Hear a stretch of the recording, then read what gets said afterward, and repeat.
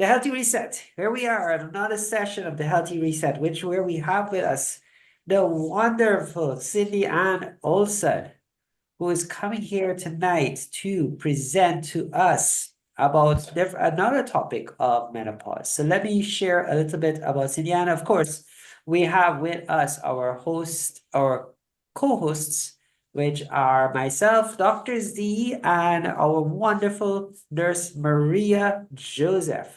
So let me share a little bit about Cindy Ann. Cindy Ann, if you don't mind me calling you Cindy Ann. Right? No, that's quite all right. Yeah.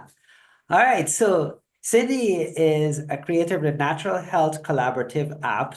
She empowers pain-free holistic wellness with her 14-minute meals, growing and finding plants, crafting natural remedies, and lifestyles.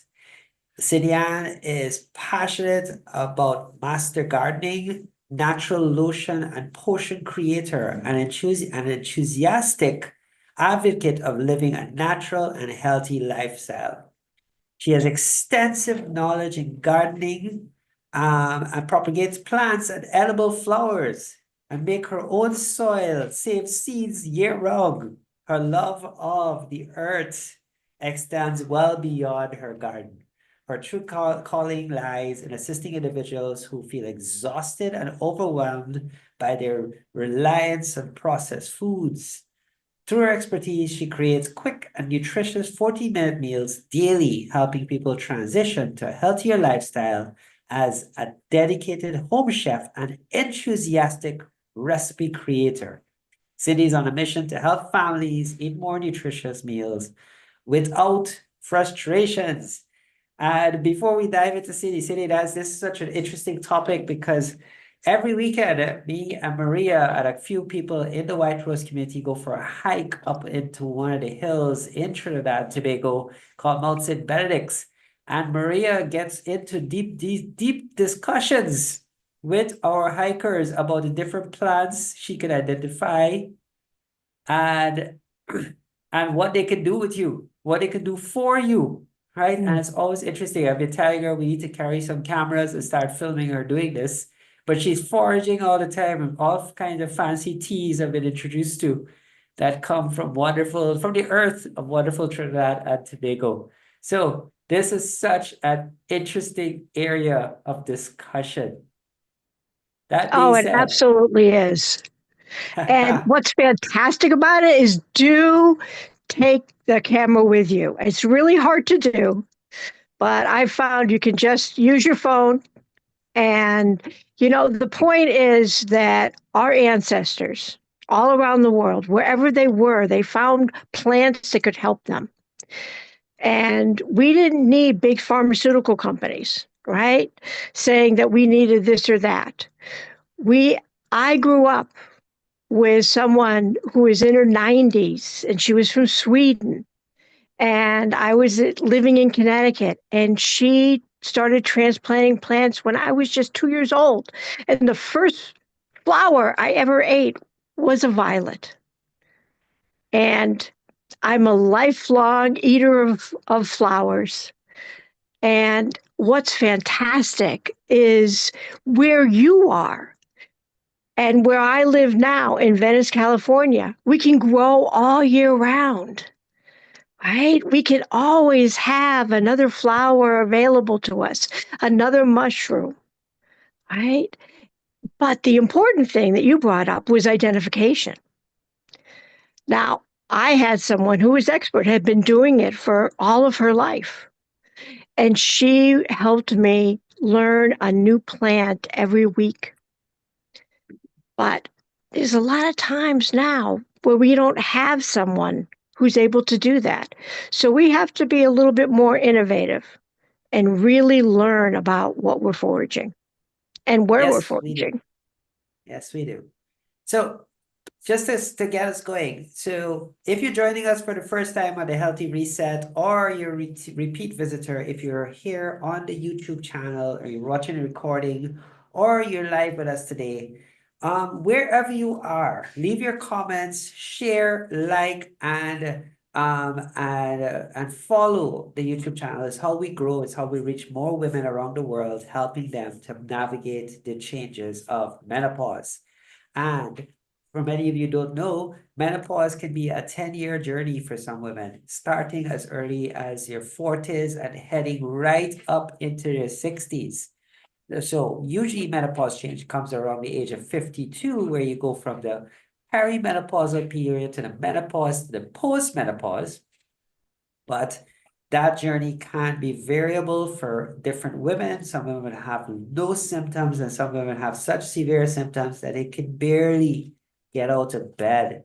We've heard these stories. Me and Maria have heard these stories from many, many, many women from different walks of life around the world, from the most CEOs of companies to right down to just the homemakers that we encounter all the time.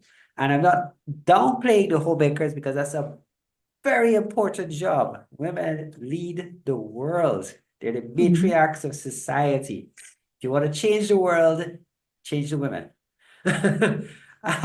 So that being said, today, Cindy, we're going to be talking and focusing on how all of the things you do in terms of nutrition, in terms of your 40-minute meals, foraging, understanding fruits and vegetables and plants you can eat right from your own garden can help with menopause and the menopause change. And so let's dive into today's menopause change. And let's see what superpowers you can give to our women listening in on this session and their partners. As Maria always says, their partners are just as important. So the gentlemen on here, right? Listen in, you're a long way when it comes to to your partners navigating menopause. So let's talk about, so share a health tip with that you would recommend that most people might disagree with, Cindy. Well, I like to go with edible flowers because so many people don't realize the power of flowers. Now, we know that seeds and nuts and things like that are very nutritious, but flowers have a really special power. And it's an important power for people in menopause, and that is emotional stability. So, when I drink water, right, I drink water with flowers in it. So right now I'm having some rosemary flowers and I put the rosemary stem in, and I also have nasturtium flowers. And when I drink water, like you have hibiscus year round, right? So you're going to want to make sure that you're foraging hibiscus when there's no pesticides, herbicides around it or anything like that, because a lot of people, unfortunately spray their hibiscus. But when you know that the plants are clean, okay, you can take the flowers and you can also put them in your water. I like nasturtiums, and nasturtiums grow well where you are. And nasturtiums have beautiful leaves, but their flowers are very spicy.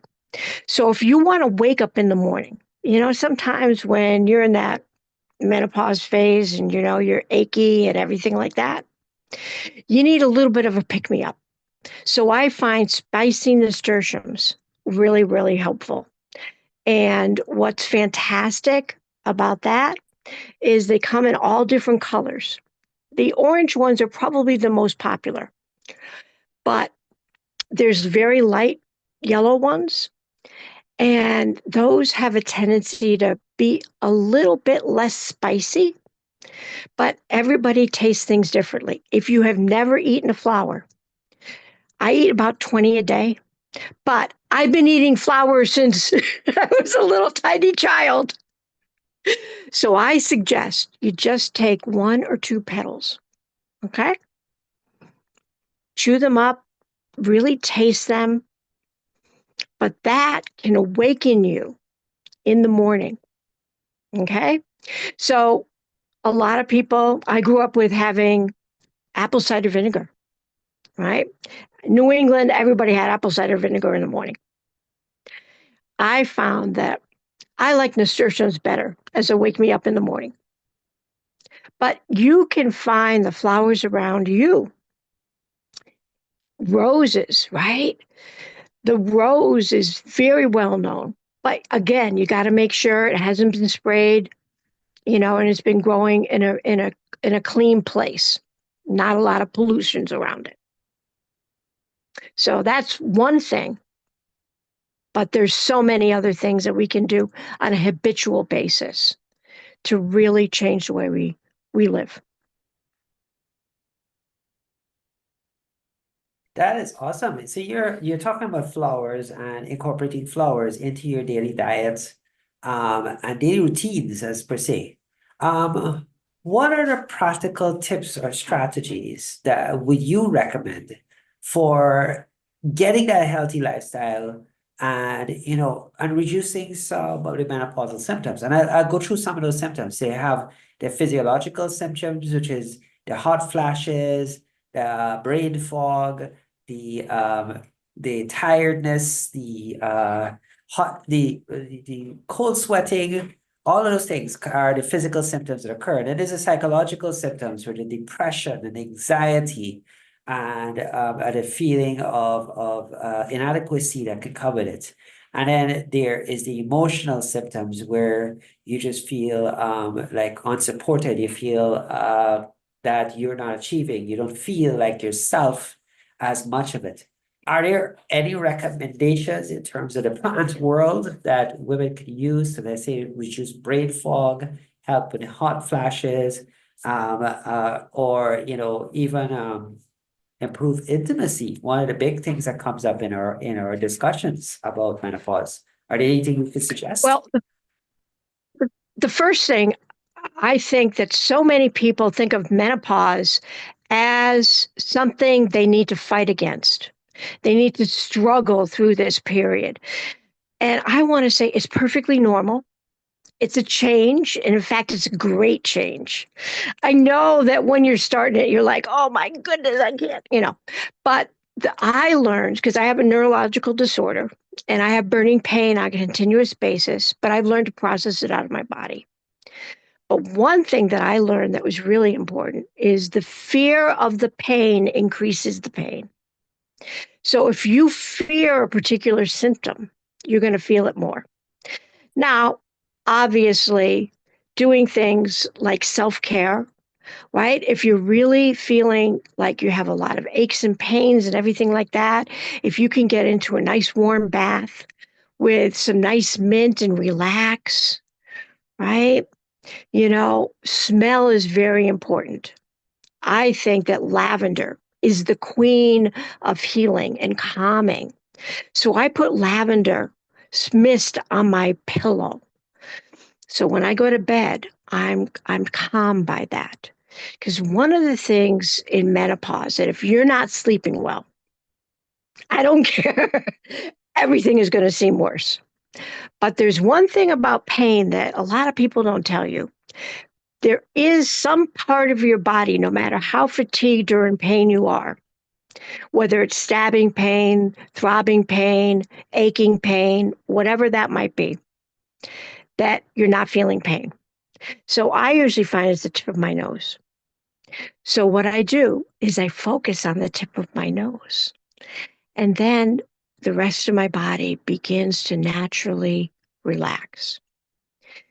So when you're thinking you're the foggiest and you're the, oh my goodness, I can't get through the day, take a few minutes, relax, and focus.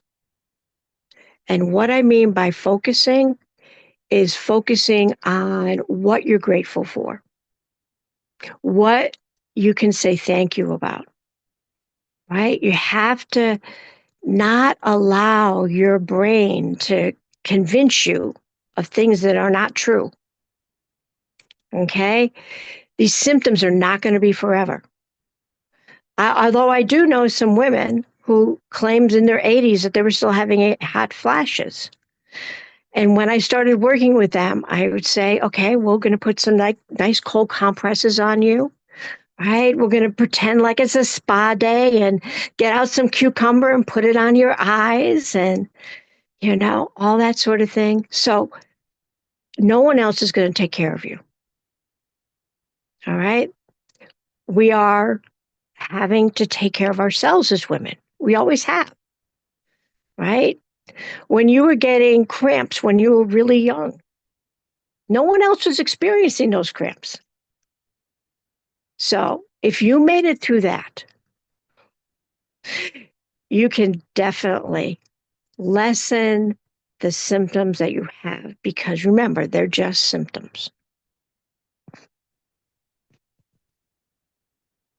So you mentioned lavender as one of the calming versions of getting you to go to sleep, help to clear the brain fog. You mentioned a couple of things there. First is lavender as a possible sleep aid.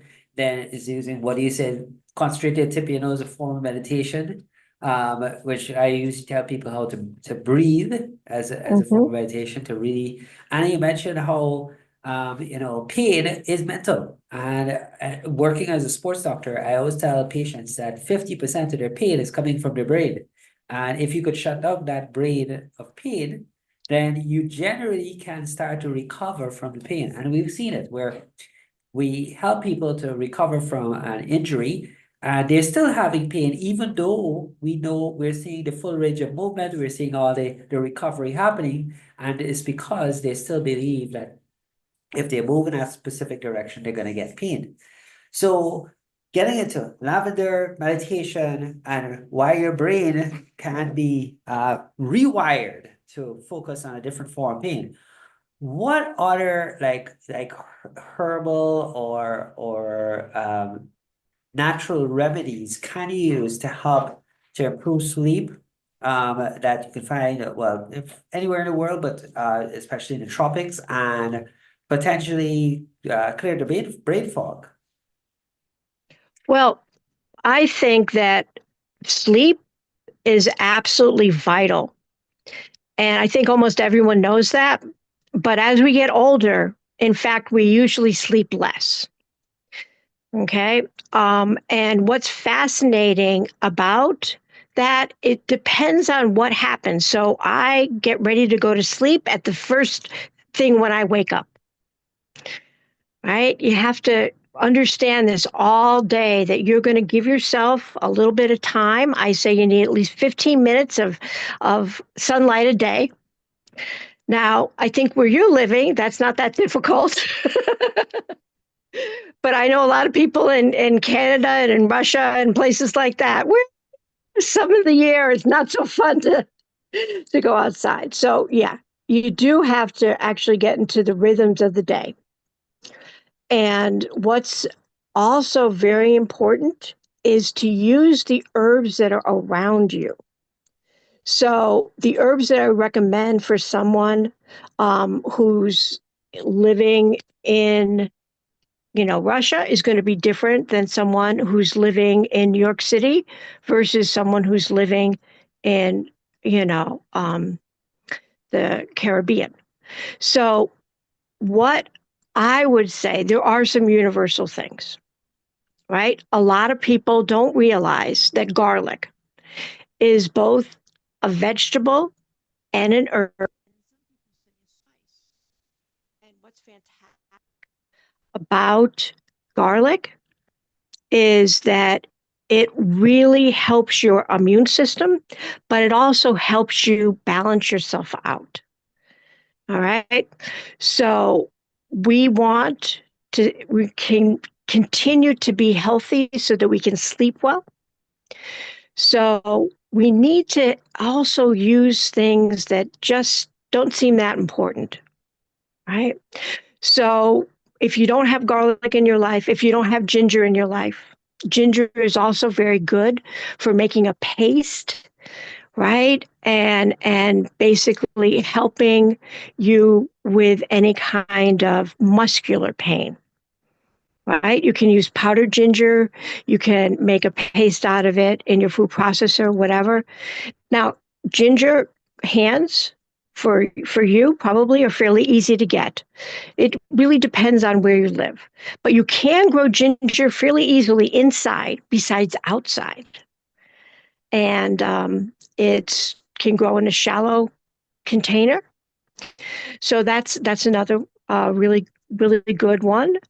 I've already mentioned mint because mint, basically, if you put it in the ground somewhere in most of the world, it will take over. Right? It has square stems and it comes in lots of different flavors. But I have a tendency to use it as a calming herb before I go to sleep. I also like chamomile, right? Because that has a lot of wonderful characteristics. That's also very easy to grow, and the flowers are pretty, right? So a lot of the herbs that we know, like rosemary and sage and thyme, all of those things are going to really help you with that. How should I put it? The difficulties with dealing with the symptoms. Awesome. I would like Awesome, to ask awesome, a awesome. question. Yeah, that's what I was gonna bring ask Maria to come on and let's get this discussion get going on herbs. Come on, let's rock it up, Maria. Um, I find it interesting about eating the flowers, right? And because we in the Caribbean, we call it bush tea. We don't say herbs, we say bush, right? But it's the same thing. It's just another way of saying the Same same thing. thing, right? The other day I have some passion fruit growing, and I was in a herbal place, and I realized that they said you could eat the flowers of the passion fruit as well, Hmm. right? Yeah, Um, they what are have some a of the medicinal? tendency. Some of the medicinal values of the passion fruit flower? Yeah, so the passion flowers are great, but you have to realize if you pick them fresh, they have Mm-hmm. a tendency to have ants and other Mm-hmm. insects on them. Now, I mean, eating ants for the most part is not going to be really harmful for you. They're fairly high in protein, but you may not want to do that. So I would suggest when you pick it, blow on them. Okay. Then bring them in the house, rinse them off because there's always going to be a few more Yeah. Yep. that don't take to blowing.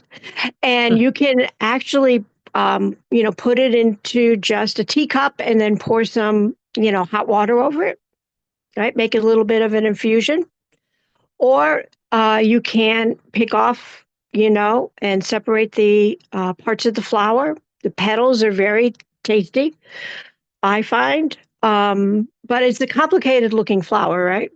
Yeah. So you can obviously like hibiscus. They're both really great flowers to dry and then use in teas later on. But I like to cut that up and actually put it into a salad. Okay, I Okay. do that with nasturtiums and things like that. But there's a lot of petals. Like if you know that the sunflowers, are growing in an area that hasn't been contaminated or anything like that and hasn't been sprayed, you can eat the petals of the sunflower and you can also put that into it. It also is so fantastic for basically making any kind of quick stir fry. So I'm always adding, if I'm going to be adding something in a pan that I just want to heat up, right? I'm going to be putting my onion and garlic in first, right? Cut that up. And as I find, things that are larger, like I would also put in the carrots, or yucca or something like that early on. And I don't have a tendency to cook things, like I said, in 14 minutes. So you're not going to be cooking things fast, right? But the point that I do is you want to, at the end, you want to add other things. right? And flowers are where you're going to add that. So pea flowers, right?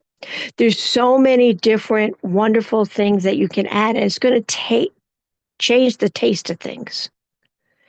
And it's going to add a lot of nutrition, plus help with, blood pressure, cholesterol, and all those various other symptoms that you have to deal with during menopause. I was seeing Dale was saying just now Uh-huh. that the hibiscus is a very good antioxidant, the hibiscus leaf. Yeah. Hibiscus flower, actually. Yeah. And then how would you know which flowers are good to eat and which aren't good to eat? Well, when a flower is really sweet, okay, and passion flowers really are, that is usually a way that they can get fertilized, right? So not all plants use bees. Okay, there's a lot of other things, and ants, especially in the tropics, have lots of flowers that they work with. you know, Everything is in community. We have a web of life. So you also have to know who your pollinators are. Okay. So you would know which ones are poisonous then, as to not eat them. Well, what I would say is find out what in your area is edible. Okay. And don't eat other things. Now, for the most part, it's really hard to kill yourself if you eat 2 petals of anything. Okay. Okay. Okay? Yeah. And I would wait after you eat something that you've never eaten before, just in general, 20 minutes to see how you're feeling. If you start to get nauseous and you want to throw up, that's not something you're going to want to eat. Okay. Okay? So it's really important for you to identify things. But I know that there are a lot of people that have almost like a green inability. Like all plants look the same to them. And it's unfortunate, but that's why in some ways it's almost easier to identify flowers. Now, most orchids you can eat. But what I would say is just see how it reacts with you, because your genetics, your, ancestral history, your area, your particular chronic diseases, everything like that, everyone is different. You need to find out a personalized diet for you. You can't just say, well, I'm going to go on keto. I'm going to go on this. I'm going to go on that. Okay. You have to find out, hey, is that going to work with me? Now, I can eat lots and lots of dairy products, right? Dairy calms me down. I warm it up. I have, turmeric in it. I eat golden milk all the time. But I also know that like 75% of the planet is lactose intolerant, right? So you have to be very careful as to what you're going to eat and when. Right? So the timing of it is very important. That's why when you're starting to get something, someone said, yeah, put it into a tea. See how it actually works that way. Okay. Or put it into your water and see how you like the taste of it. So, right? Not just, yes, we can put in citrus and everything like that. Cucumber people know about. But you gotta be a little bit more adventurous. So let me my botany degree training, which I did many years ago. One of the ways you could tell if a plant is going to react with you without ingesting it is just rub it on your skin. So right here on your forearm, let me see if I get my forearm right. Mhm. Just take the leaves and just rub it lightly on the skin in that area. Just a small area. And leave it for about 10, 15, 20, up to an hour. And if it reacts, your skin gets red, or you see any form of a reaction in that small area, it doesn't have to be huge, so you don't have to rub your whole arm. No, please don't. Right? If you see it react, then that's poisonous, right? You are going to react to that. If you ingest it, you could get a little sick, right? So that's an easy way to tell if something is good for you or it's bad for you.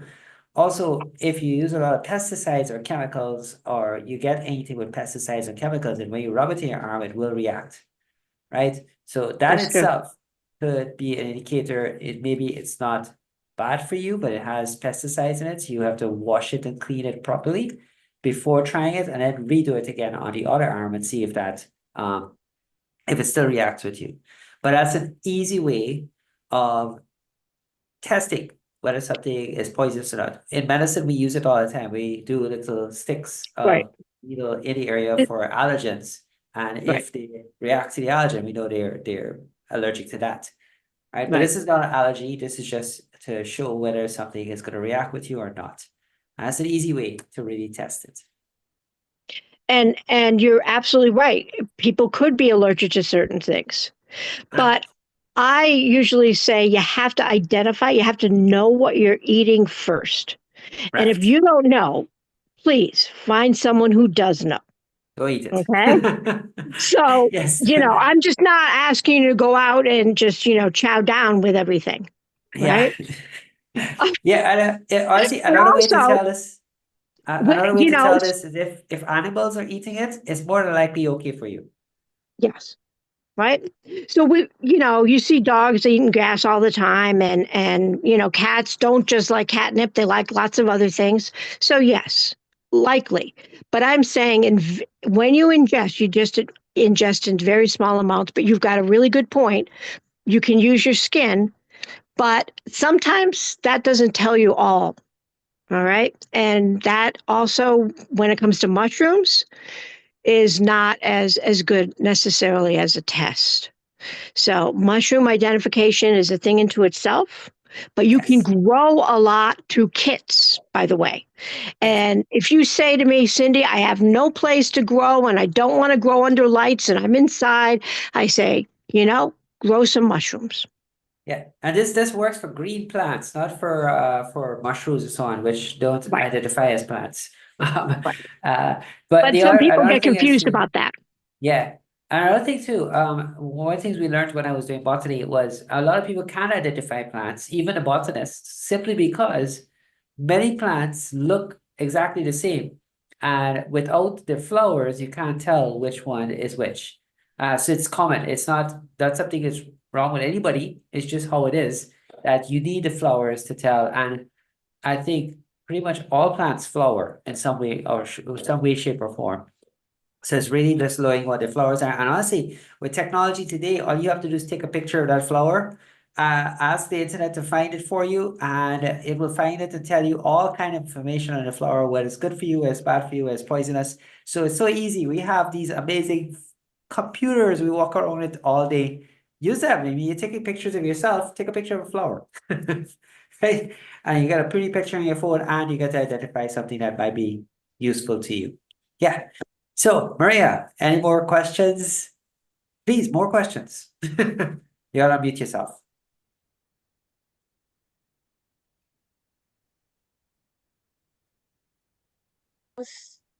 Popular herbs in terms of insomnia. What you can use beside the chamomile. What again is your natural to put you to sleep herbally? Well, a lot of people use valerian.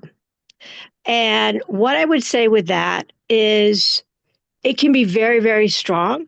Mm-hmm. And you really have to be careful about where you're buying it.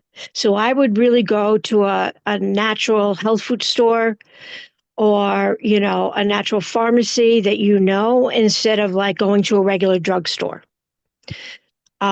Because in that, as with like golden seal root, which is also really wonderful for people in menopause, it has become a very rare plant. And ginseng, there's a lot of different types of ginsengs that are really good to help with, brain fog and things like that. But where you buy things now is even more important than where you used to be able to do it. Okay. Interesting. Huh, never knew that. Yeah.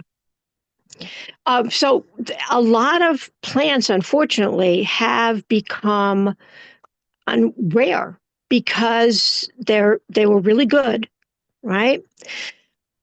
And when plants get real popular, either humans decide they're going to make lots and lots of different varieties of them, like they have with various cannabis varieties, right? We have now more cannabis in the world than probably any other plant. But that's because humans came and said, well, we're going to just, cross this with this and that and whatever. But unfortunately, there are some plants, right, that really don't take well to cultivation. Okay. And there are, a lot of plants that have become rare. Like frankincense was always rare. But in certain parts of the world now, they found out that the frankincense can actually be grown in other areas that they hadn't expected. But it doesn't take well to growing in the lab. So a lot of people, have to realize that a lot of our plants are now grown inside under unusual conditions. I'll just put it that way. And honestly, let me restate my statement where I said I didn't know that. One of the things that comes with, especially when you're buying these plants in the processed forms, like in tablets and so on, quality is a huge thing. And the majority of the commercial supplements you see are not high quality. They use in the supplement industry, the regulations are extremely varied. And these companies are only required to give you the least amount that is useful to you, which is not the actual amount you need. So you might go buy something and it might say, oh, it has 50 milligrams in here. And you actually need 5,000 milligrams, but the least amount required is 50 milligrams. So they're going to sell you that. And you have to take the whole bottle just to get the actual value of the month for you. So quality is absolutely important. Selecting the right supplements might cost you a little more, but in terms of quality of usage is also very important. Now, I gotta explain this one too, because I've worked with athletes for years, and one of the things we do in athletes is anti-doping, right? And I'm sure you've heard the controversies of athletes getting caught Yeah. with like cocaine use. Yeah. And it came because they ate a burger that had poppy seed on it, right? Now, here's the problem with this. A lot of these supplements use additional elements that they don't have to report, right? So they might have things in there that are actually poisonous or actually dangerous to you, but they don't have to report it, right? And if you're not using a good quality supplement, a good quality product, you might be actually doing yourself a disservice. And there has been stories of people going into kidney failure, liver failure because of these supplements and what their potential for damage is. Now, in the White Rose community, me and Maria are gonna really go through this with a fine-tooth comb. And this is one of the plans we have coming up, especially starting next year, to go through the different supplements and recommend what we think is best and do the research for you so you can get high quality supplements, right? So as I just want as a little caveat off of the whole, oh, let's use flowers to save our lives. And not only they're pretty, but they can save your life. But that's just a little caveat, a little spin-off. So if you're getting a little confused by this, please don't. This is a massive industry, and there's a lot of what I would call charlatans out there who are willing to sell you anything just for the quick buck. So, good advice as it goes. And I know Yes. right now there's a lot of recalls on spices, for example. right? Cinnamon, they found lead in and things like that. A lot of the packaging now has plastics coming into the body and things like that. And we won't get into any of that. But that's why I grew up growing my own plants. And I give away thousands of seeds and thousands of plants every year, even though that's not really my job. I just love to do that. And what's I find is if you really start to know what you're taking in and you take in the whole plant. I don't just use the nasturtium flowers. I use the nasturtium seeds when they're green to put into and use like I would capers. I also basically use the leaves for like a green sauce or pesto or that sort of thing, and or just chop it up onto a salad. So I think that, yes, supplements are fine, but if you can start to really know what the plants are yourself and actually either grow them or maybe grow with some other people, right? I think community gardens, and in America we have something called community supported agriculture. You can talk to the people that are actually growing the plants and say, hey, could you grow these herbs too? Right? And there's a lot of specialized herbs. I mean, I started learning about traditional Chinese medicine, which is TCM, decades ago.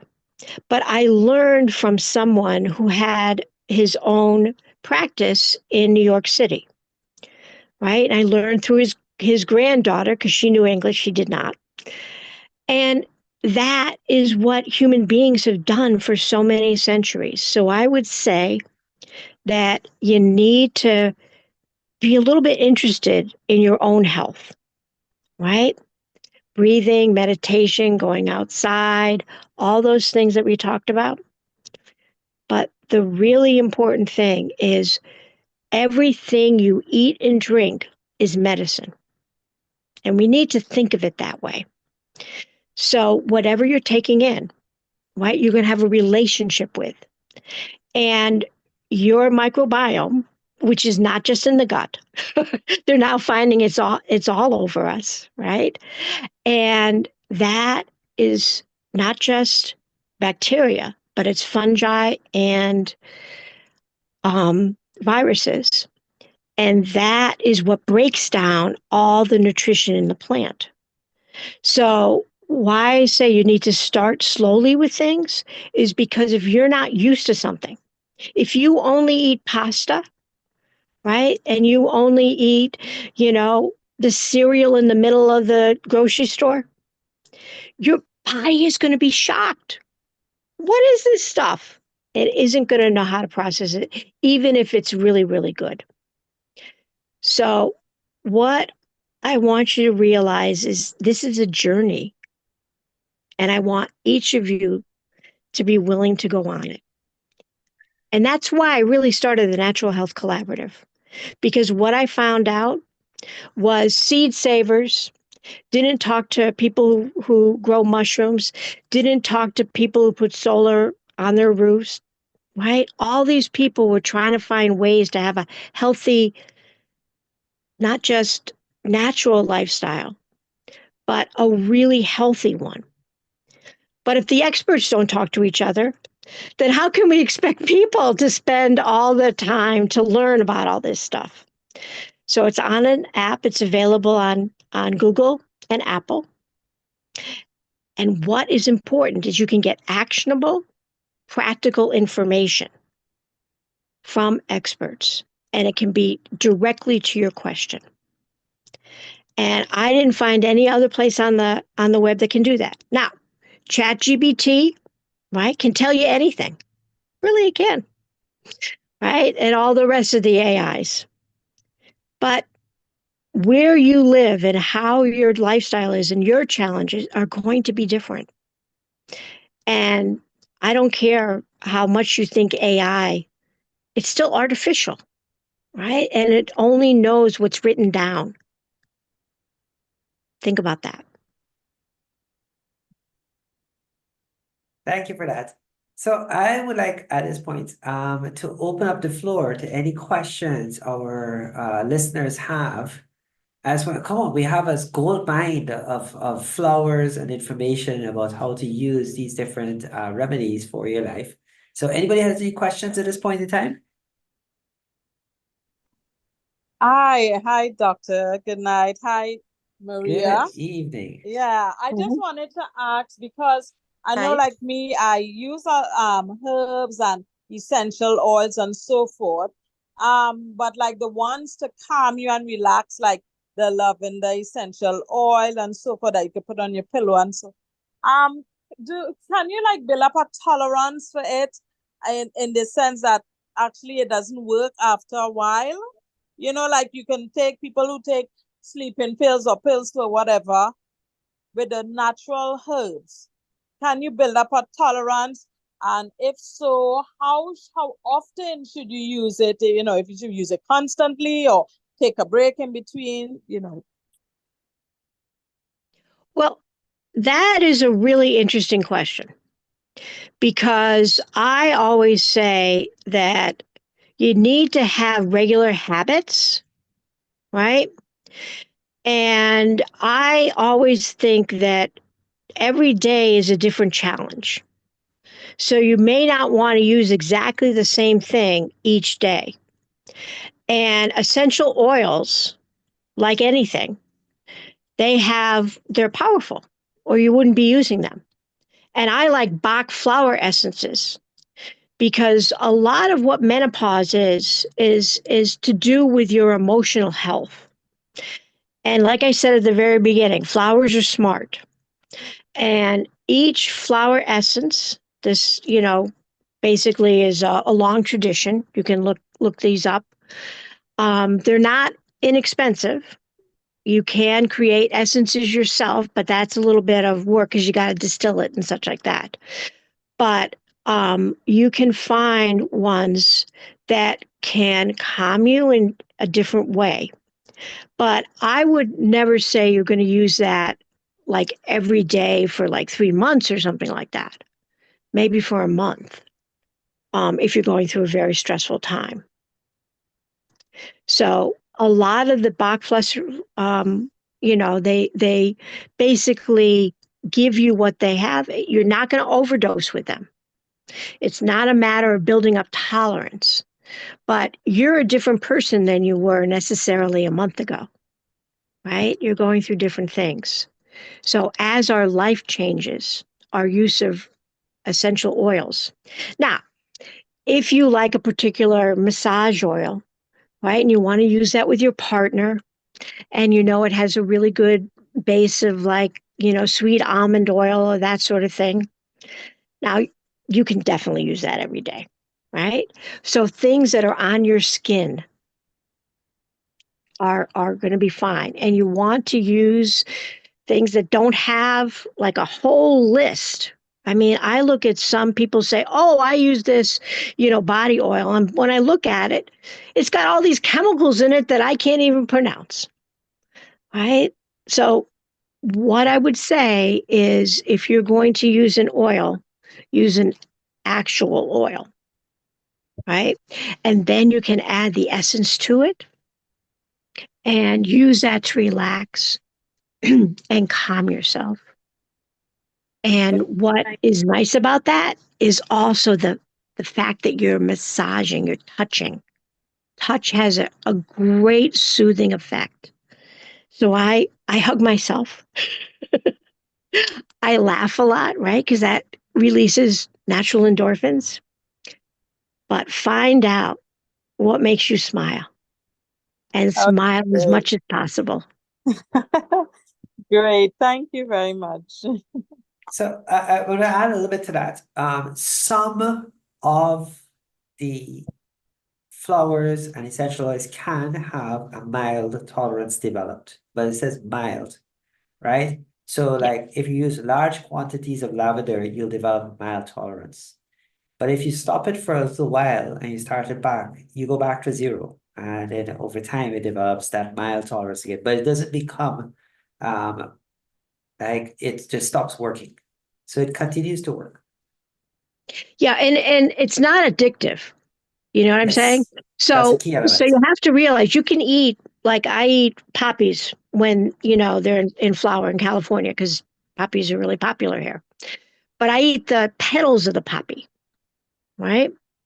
And that does not have the same kind of, because heroin comes from poppies, but that is created by human beings, not by the plant, right? Because they Opium, have to take the milk out and everything like that. So, opium comes from puppies. right. So basically, what you want to make sure is that you are going to have a lot of variety. And the thing that we haven't talked about, and you're on an island, is all the wonderful seaweed around you, right? And all the wonderful fish and shellfish that you have. So, we want to have a variety of things. And in menopause, you want to get those omega 3s, and you're going to easily be able to get those through having some bounty of the sea. Excellent. Any more questions? We have a very quiet group tonight. Thank you for your questions. So, anybody else? Anything you want to pending? It's been bothering you for a while that you'd like to throw out here and have Cindy answer it for you? Um, this is another problem that a lot of women go through during menopause. Dry skin. Mm-hmm. I have been having problems with that for a while, and one of the things that happens to me during the night is that after I have a bath, my skin just feels like ants just biting, and I've been speaking to a lot of women, and they have been experiencing things like that as well. Somebody recommended that I use vitamin C. Is there anything beside the vitamin C that I could use topically that could help soothe the nerves at this Well, time? one of the things that a lot of people it was really popular to drink. I don't think it's so popular now, but I've always used aloe. Now, you don't use it just for burns. I actually grow aloe. It's fairly easy. It doesn't really take all that much water. And just, cut off a leaf. They're usually fairly thick, and you have to, kind of take it and just rub that on your skin. And that will definitely be an easy relief for you. Now there are some, green, leaves and things like that, but it really depends on where you are in the world. But I would also say that there are a lot of creams that have some, vitamin E. I find vitamin E is actually really helpful. Vitamin C is, you can't really go wrong with it because it's water soluble and you're going to get rid of any you don't need anyways. But for your skin, I think that vitamin E is pretty good. And just use whatever oils that you have available to you, everything from olive oil to jojoba oil to lots and lots of other kinds of oils. Okay. Um, you know, and be just willing to give yourself permission to massage all that upset, right? Kind of feels itchy and everything like that. Mm-hmm. Just be very soft with yourself, Okay. calm and soothing. Another suggestion might be CBD oils. Okay. Like taking a CBD, there's a few drops and adding it to your cream or your oil, and just rubbing it into your skin every evening. That could have an impact on the nerve sensation. So the ants biting the skin is called formication, right? It's fairly common. So you could probably try like CBD oils and see if that works. And Maria, I do have there's a source internet that does sell that good quality one. So I'll share that with you, and you're gonna try it out and see if we want to recommend it to the rest of our community. Okay, appreciate it. Yeah, Yeah, and because you don't have to use a lot. Just a couple of drops in it, just to dilute right, it into it, and just rub it in. That's it. right. What you really have to be careful now is because the pharmaceuticals, at least in America, have taken over CBD, kind of production and everything like that. And they're finding all sorts of other things in it. So if you have a really good source, then yes, definitely.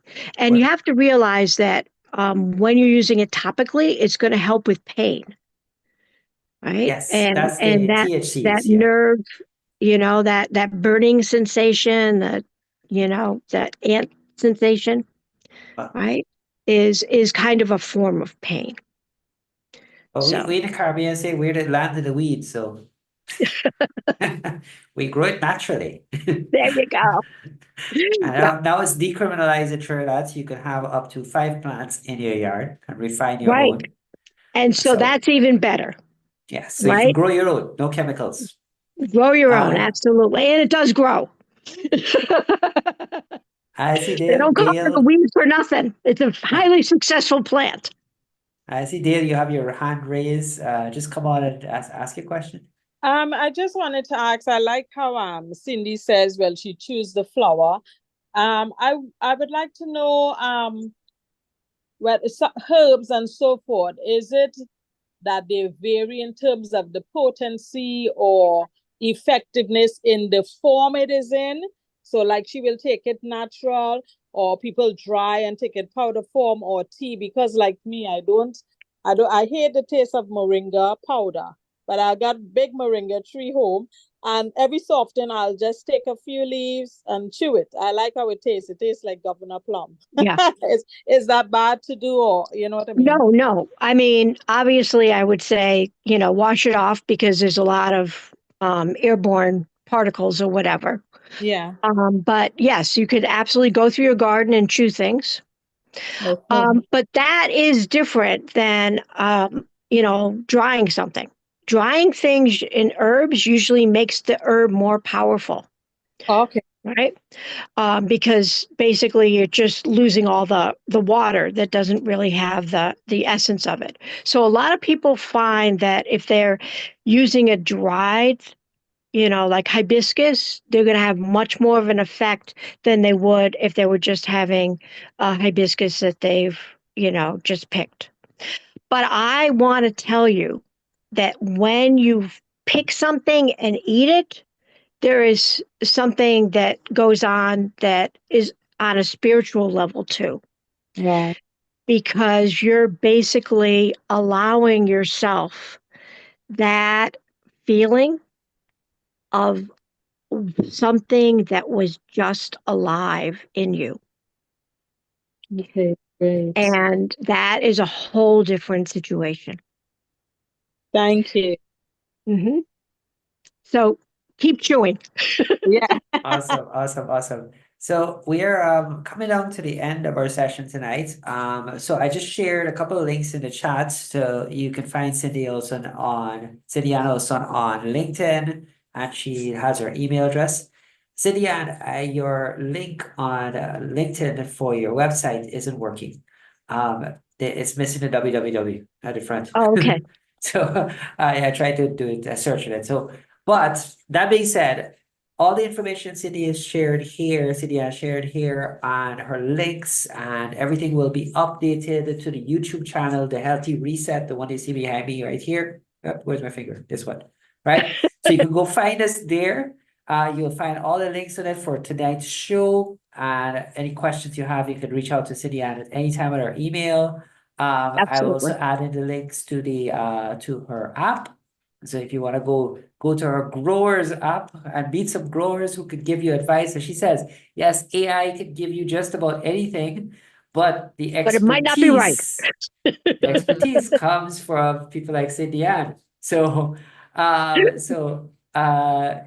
on the growers app and get information from her. She'll have lots of other growers on there can share you, and they have the green thumbs, so they have done the mistakes, so you don't have to make them. And you could also share your experiences with them.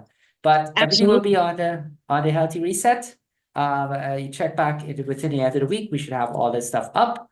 And that's it. So that's it tonight for the Healthy Reset. Thank you for joining us. Go on our Thank you. YouTube channel, like, share, and click the notification bell so you can get updates on when we have our live sessions happening. The more you share, the more you like, is the more women we will reach. Please help us reach as many as possible. We are here to help, and we love helping. So, Cindy Ann, it's been an absolute pleasure having you tonight. Your information, Thank your you. insights have been absolutely mind-boggling. Okay, so thank you for coming on. I'm And gonna wish thank you. everybody a pleasant evening, and so thank you, Cindy. And any last words before we go on? Is if Maria is still here, maybe she can come I'm on right here. and close us off. I'm So, right Cindy, here. any last words? Any last words are you're going through a normal part of a woman's life, and it actually is going to create in you the person that you always meant to be. So just realize whatever symptoms you have, they're not forever, right? And we have lots and lots of ways the natural world can help us. So continue this great mission. And I love your group and the great insights that you have. Thank Thank you, you. Cindy. Thank you. Maria, close off for us, and we'll say good night to everyone. Just want to tell Cindy and all the other ladies around here, thank you for coming on, and a special guest, Cindy, Miss Cindy Ann Olson. I think many times when we have presenters, one session is never, ever, ever, ever enough. So I want to give you an invitation to come back on and let us deal with other topics that are very, very that could be very helpful to women like us, and even some experiences that you may have that may help us. Not everybody likes to talk, and sometimes just listening to someone else share experience, they too will grow from that experience and they would learn. Mm-hmm. So you're welcome again to come back, join us, and share Okay. your wealth of knowledge and experience with us. Thank you very much. Thank you so much. And I look forward to it.